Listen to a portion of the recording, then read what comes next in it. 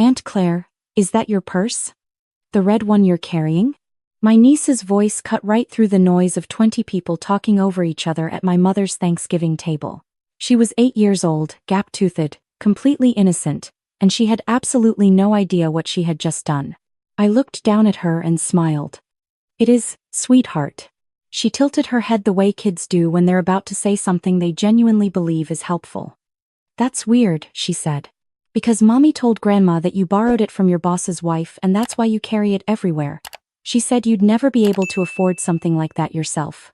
The table didn't go quiet slowly. It went quiet all at once, like someone had cut the sound. My mother paused with her serving spoon midair. My brother stared down at his plate. My aunt on the other side of the table suddenly found something extremely interesting about the centerpiece. And at the far end, my sister-in-law reached over and touched her daughter's arm, her smile frozen in a way that didn't reach anywhere near her eyes. Okay, baby. That's enough, she said softly. Go ask Uncle Daniel if he needs more cranberry sauce. My niece hopped off her chair without another word. She was 8. She thought she was helping. I knew that. I kept my face very still and calm, the way I trained myself to do in client meetings when someone tried to lowball a project I'd spent 6 months designing. I set down my fork. I looked at my sister-in-law. I said very evenly, I'd love to hear more about that conversation, actually. She laughed in that way people laugh when they're hoping laughter will function as a reset button. Kids say the funniest things. They really do, I said.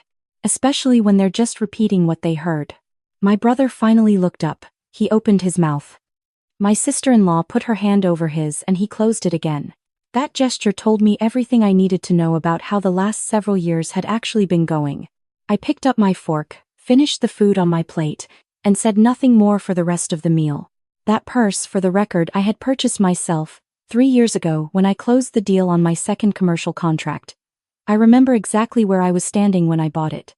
I was in a boutique 2 blocks from my office, still in my work clothes, and I called my best friend on the way out and told her I had just done something extravagant and I didn't even feel bad about it. No one lent it to me. No one's wife owned it. I had a receipt with my name on it and a credit card charge I paid off in full that same month. But of course, my sister-in-law didn't know any of that. Or rather, she knew and she had chosen a different story for the people in my family. Let me back up. I am a structural engineer by training and I run my own firm.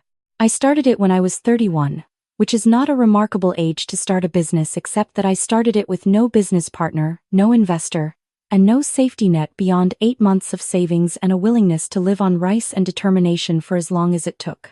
I spent the first 2 years working out of a rented desk space downtown, bidding on every mid-size commercial project I could find, and losing more than I won. I won enough, though. Enough to hire my first employee. Then a second. Then to sign my own office lease instead of renting a desk from someone else. By 35, I had a team of 11 and a client roster I was genuinely proud of. I wasn't on any magazine covers. I didn't have a verified social media account. I didn't broadcast what I was building because I was too busy actually building it. Most people in my life, including my own family, had only a loose understanding of what I did for work. To them, I was just the one who does something with buildings. My sister-in-law had always found this vague professional identity irritating, I think. She married my brother 6 years ago and from the beginning she had a way of subtly positioning herself as the more grounded, more practical, more important member of the family. She hosted holidays. She organized the group texts. She reminded everyone of birthdays. She was good at being central. She needed to be central. When I was doing well, she managed it by making my success sound implausible. Not to my face, exactly. To my face she was pleasant enough. But to my mother, to my aunts, to neighbors at the block party she had apparently been building a very different version of me. A version who was always on the edge of things. Who borrowed and stretched and relied on people more successful than her to maintain an appearance she couldn't actually afford. I know this because my niece, who was 8, had not invented that story about the purse. An 8-year-old doesn't construct that kind of narrative. She heard it. At home, at the dinner table, probably more than once, said casually enough that she didn't even know she was repeating a lie. That realization sat with me through the rest of Thanksgiving. I helped clear plates. I had a slice of pie. I hugged my mother goodbye. I did all the normal things. And then I drove home in my own car, which I also own, and I sat in my driveway for a while thinking about how long this had been going on. Here is the thing about being the kind of person who quietly builds things. You're not always paying attention to what other people are saying, because you're too busy doing.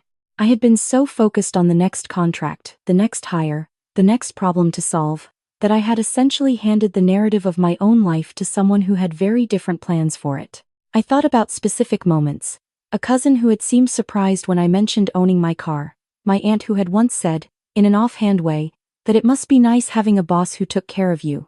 A comment from my mother not long ago about whether I needed help with my rent, which had confused me at the time because I hadn't lived in a rental in 4 years. I had taken all of those as separate, disconnected oddities. Sitting in my driveway on Thanksgiving night, they connected. My phone buzzed. I looked down. It was a message from my sister-in-law. Hey. Amazing dinner tonight. Quick reminder, Sophie's spring semester deposit is due December 15th. The school said they need $4,200 by then. Let me know if you want me to send you the payment link or if you want to send it directly. Thank you so much, as always. You're the best. I read it twice. I put my phone face down on the passenger seat. I sat with a particular, very specific feeling of understanding something you should have understood much sooner. For 3 years, I had been paying half of my niece's private school tuition. It had started as a gesture. My brother had lost his job and they were in a rough patch, and I had offered to help for 1 semester. 1 semester became 2, became a year, became 3 years. My brother had gone back to work. Their rough patch had smoothed out. The request had never stopped coming. I had never brought it up because it was for my niece, and I didn't want her education to be collateral damage in any kind of adult disagreement. I had given approximately $38,000 over those 3 years. $38,000 to a household that was telling people I borrowed purses from my boss's wife. I did not respond to the message that night. The next morning I called my best friend, who has known me since we were in grad school and who does not sugarcoat anything. I told her the whole story, starting with my niece's comment at the table and ending with the text about the deposit. She was quiet for a moment. Then she said, "How long have you let this go on?" "I didn't know it was going on," I said. "You suspected," she said, not unkindly. Just accurately. She was right. There had been signs. I had filed them away under family weirdness and kept moving. I was good at keeping moving. What I had not been good at was stopping to ask what I was actually moving through. We talked for an hour. By the end of it, I knew what I was going to do and I knew how I was going to do it.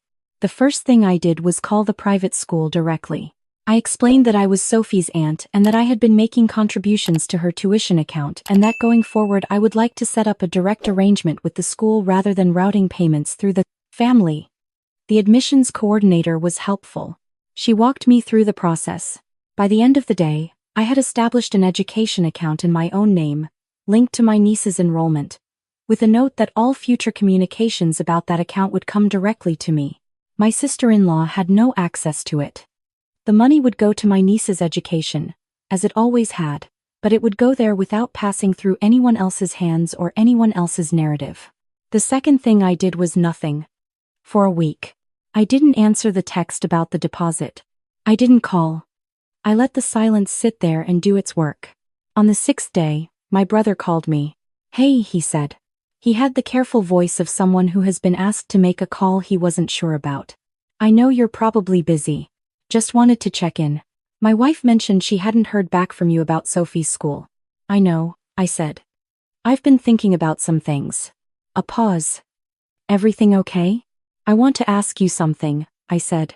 "And I need you to be honest with me, not careful, honest." Another pause. "Okay. How long has your wife been telling people that my success isn't real?" The silence that followed was longer than a pause. It was the silence of someone deciding how to navigate something they'd hoped wouldn't become a direct conversation. "She doesn't mean anything by it," he finally said. "That's not what I asked." "Claire, how long?" He exhaled. "A while," he said quietly. "I've told her it's not okay. She has a way of talking about things that I don't always catch in time." "I'm sorry. I should have done more." I appreciated that he said that. I genuinely did. My brother is not a bad person. He is, however, a person who has spent 6 years choosing the path of least resistance in his own house, and some of that resistance was mine to bear. I'm not angry at you, I said. But I need you to understand that I heard about this from an 8-year-old at Thanksgiving dinner. That's how far it's gone. He didn't say anything. Sophie's school is handled, I said. I've set up a direct account. The payments will keep coming for her. But I'm not routing anything through the household anymore. And I'm not having the conversation about it with your wife. If she wants to know what changed, she can think about what her daughter said at the table last week. That's fair, he said. We hung up. I sat for a while. I felt oddly, lighter than I had in months. The third call came 2 days later. Not from my brother. From my sister-in-law. I had been expecting it. I had been prepared for it. I picked up. Hey, she said. Her voice was bright in that controlled way, the warmth very deliberate. I feel like there's been some weird energy this week. Is everything all right? I think you know why I haven't responded, I said. I genuinely don't, she said. The deposit is coming up and I just want to make sure we're on the same page. We're not on the same page, I said. And I think we should stop pretending we have been. A beat. What does that mean? It means I've been sitting with what Sophie said at Thanksgiving, I said. And I've been thinking about how an 8-year-old comes to believe that her aunt's belongings are borrowed from her boss's wife. That's not a story a child comes up with. That's a story a child absorbs. She's a kid, she hears things and gets confused. I'd like to be specific, I said. Because I think specific is important here. You told my mother that my car isn't mine.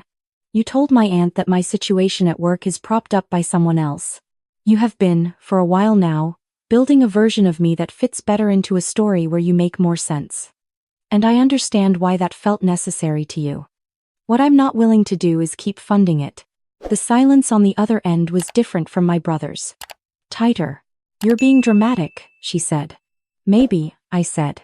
But Sophie's tuition is now handled through a direct account at the school. Nothing changes for her. She stays enrolled, her education continues, that part isn't touched. What changes is that the money comes from me directly to the institution. No routing, no relay. If that feels different to you, I'd ask you to think about why. This feels like a punishment, she said. Her voice had shifted. Less bright now. It's a boundary, I said. I should have said it sooner. I'm setting it now. After everything I've done for this family, I have enormous respect for the work you put into this family, I said, and I meant it. You are a good mother. You are organized and thoughtful and you hold a lot together. I'm not dismissing that. What I'm asking is that you extend me the same basic respect. That means not telling people my life is a performance. Another silence. When she spoke again, her voice was quieter. I didn't think it was that serious, she said. I know, I said. That's the part that bothers me most. We ended the call without resolution, exactly. No big apology, no tearful reconciliation scene. But something had been said that had needed to be said for a long time, and it had been said clearly, without raising my voice once. I hung up and went back to the proposal I'd been working on before she called. The weeks after Thanksgiving were interesting. My mother called to ask what had happened at dinner, and I told her a version of it that was honest without being inflammatory. She was quiet in that way mothers are when they're processing something they missed. At the end of the call she said, I think I owe you a better kind of attention. I didn't know exactly what she meant, but I told her that meant something to me. My aunt, the one who had made the comment about my boss taking care of me, sent me a text out of nowhere asking if I wanted to have lunch. We hadn't done that in 2 years. I said yes. Over lunch she told me, in her sideways way, that she had recently realized she'd been getting a filtered version of my life and that she was sorry for some assumptions she'd made. I didn't ask her to be more specific. I didn't need to. I just told her about the firm, about what we'd been working on, about where I was hoping to take it in the next 5 years. She listened with the kind of attention people give when they're recalibrating. That was enough. Christmas that year was smaller than usual. My brother and sister-in-law came, and it was polite in the careful way things are when two people have said true things to each other and haven't fully landed yet on the other side of them. My sister-in-law and I did not have a warm afternoon together. We were not unfriendly. We passed dishes and exchanged small talk about the kids and the weather. It was not resolved, not repaired, but it was no longer pretending. My niece, for her part, had no idea any of this had happened. She ran up to me when I arrived, arms out, asking if I wanted to see the thing she'd made in art class. I crouched down and told her I absolutely did. She showed me a painting she was very proud of, bright yellows and blues, completely abstract in the way that children's paintings are perfect precisely because they're not trying to be anything other than what they are. I told her it was wonderful. I meant it. As I was leaving, she grabbed my sleeve. "Aunt Claire," she said very seriously. "I like your coat." "Thank you, baby. Is it yours?" I looked at her for a moment. She was asking the way children ask things purely, with no context for why that might be a complicated question. I crouched down to her level. "It is," I said. "I picked it out myself. I wore it to a big meeting once and it made me feel very professional." She nodded, satisfied. "That's good," she said. "It's really pretty." "I think so too," I said. I drove home that night thinking about what it costs to let something go on longer than it should. Not in a dramatic way, not with bitterness, but in the practical, clear-eyed way I think about design problems. Every structure has stress points. If you ignore them long enough, they become something you have to work around instead of something you address. The longer you work around them, the more of your energy goes into the workaround instead of the original purpose. I had spent a lot of energy in the last several years on workarounds I hadn't fully acknowledged as workarounds. In January, I hired a new senior engineer, which brought the team to 14. We signed a contract with a firm in Austin that was bigger than anything I'd taken on before. I had to fly out 3 times in the first 2 months, and each time I walked into that conference room I thought about something my first mentor told me, back when I was 24 and completely uncertain about whether I had what it took for this field.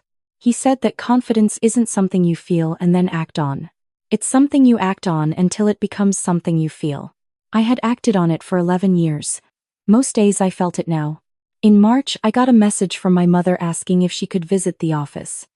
Not a drop-by, an actual visit where she could see what I'd built. I told her yes, and I spent an unreasonable amount of time making sure the plants were watered before she arrived. She walked in on a Tuesday afternoon and stood in the front entry looking at the space, the exposed beams I'd fought to keep in the renovation, the drafting wall where my team pins up current projects, the view of the street through the glass front, and she didn't say anything for a long moment. Then she said, "You built this." Not as a question. As something she was saying out loud because she needed to hear herself say it. "I did," I said. She nodded slowly. I didn't understand what that meant until right now. We had coffee in my office and she asked me about the Austin project and I explained it in detail, more detail than I probably would have before. And she followed all of it. My mother is sharper than people give her credit for. She always has been. She just needed someone to give her the full version instead of the summary. Before she left, she hugged me longer than usual. "I'm proud of you," she said. "I know, Mom. I don't think I said it enough," she said. "While you were building all of this." "You're saying it now," I said. "That counts." Spring arrived, and with it the end of Sophie's school year. The tuition payments had gone through without issue all semester, directly from my account to the schools, without a single message exchanged between me and my sister-in-law about money. I had heard through my brother that the absence of that monthly request had been noticeable in their household, that it had prompted some conversations I wasn't privy to. I didn't need to be privy to them. That was the point. My brother and I had lunch in April, just the two of us, which we hadn't done in longer than I could pinpoint. He thanked me for keeping Sophie's account active. I told him it was never about Sophie. That part would never change. He said he understood. He also said, quietly, looking at his coffee, that he'd had several conversations with his wife about the way she talked about me, and that she'd heard them, and that things had shifted in some ways he was still figuring out. I didn't need details. I told him I appreciated him saying so. I asked him how he was doing, actually doing, and he told me about a new project at work he was genuinely excited about, and we talked about that for a long time. It turned out my brother was interesting when you asked him the right questions. We had somehow gotten out of the habit of asking each other anything real. We were getting back into it. By summer I had stopped thinking about Thanksgiving every day. That sounds small, but it wasn't. For a while the whole thing had occupied a lot of bandwidth I'd rather have spent on other things. Not because I was devastated, I was never devastated. Exactly, but because it had forced a reorganization of how I understood several things I'd taken for granted. That reorganization takes energy. It takes time. It's worth it, but it takes what it takes. What I came out of it with was a much clearer picture of my own life. Not just the professional parts, but the personal ones. The relationships that were real and the ones that had been running on assumption. The support I had been giving without accounting for what I was getting in return. The stories I had let other people tell about me because I was too busy to tell my own. I started telling it. Not loudly. I've never been a loud person in that way, but I stopped leaving the space empty for someone else to fill. I updated my firm's website with a founder bio I had avoided writing for years because it felt like bragging. I mentioned the firm's founding, the growth, the projects I was proudest of. I described what we actually did in language that was specific and confident. My best friend read it and said it sounded exactly like me, which was the best possible thing she could have said. I posted it on a Tuesday morning and then went into a meeting about structural specifications and didn't look at my phone until lunch. By then my inbox had several messages from people I hadn't heard from in years, former classmates, a professor, someone I'd worked with at my first job, all saying some version of this, that they hadn't realized. That they'd always known I was talented but hadn't understood the scale of what I'd been doing. I read each one and then put my phone away and ate my lunch. None of what they said changed what I'd built. The building had always been there. What changed was who could see it now, and who could no longer pretend it wasn't. My sister-in-law saw it too, I think. Not the website specifically, but the shift. The version of me she had been managing in her mind, the one who needed to be made smaller to fit her narrative, had become increasingly difficult to maintain in the face of the actual, specific, documented version. We had a family birthday gathering for my mother in late June. It was warm and easy in the way summer celebrations can be, with the backyard open and the kids running around. My sister-in-law and I ended up next to each other at the food table at one point, reaching for the same serving spoon, and we both laughed at the small awkwardness of it. "How's the Austin project going?" she asked. She hadn't asked me anything about work in 6 years. "Really well," I said. "We're at the point where you start to see it becoming what it was supposed to be. That's always my favorite part." She nodded. "That sounds really satisfying." "It is," I said. We stood there for a moment, comfortable enough, not close, but not performing a closeness we didn't have. That felt honest. That felt, actually, like progress. My niece came running over and grabbed my hand and pulled me toward the yard to show me something, and I let myself be pulled. And behind me I heard my sister-in-law laugh at something my mother said. A genuine laugh. And the afternoon was warm and the light was good and none of it was perfect, but it was real. There's a thing I've learned about people who minimize you, who quietly rewrite what you've built into something more convenient for their own sense of order. It's almost never about you, specifically. It's about the discomfort of being near someone whose progress makes them confront something they haven't resolved in themselves. That doesn't make it acceptable. It doesn't mean you should absorb it. But understanding it changes the shape of what you're dealing with. You stop taking it personally in the bone-deep way. You start taking it practically instead. My sister-in-law's version of me had been a story about someone manageable. Someone whose success was borrowed, fragile, dependent on the goodwill of others. That story served a purpose for her that I was never going to be able to compete with directly, because competing would have required me to argue for my own worth in rooms where the argument shouldn't have been necessary. What worked instead was simply continuing to exist, clearly and accurately, until the story had nowhere left to go. I didn't need everyone in my family to applaud. I didn't need my sister-in-law to offer a formal apology, though I think some version of one is sitting in her, waiting for the right moment to find its way out. I didn't need any of it validated in the way I might have wanted when I was younger and more certain that validation from the people closest to you was necessary for something to be true. What I needed was to stop routing the support I'd worked hard to give through channels that were leaking it somewhere it wasn't supposed to go. To handle my own narrative with the same care I gave my professional work. To stop leaving space at the table for a version of myself I didn't recognize. Sophie started 4th grade in September. Her tuition came through on the 1st of the month, on schedule, directly from me to the school. Her teacher sent a note home saying she was doing beautifully in reading and had recently shown a real enthusiasm for math. I read that and smiled at it for longer than necessary.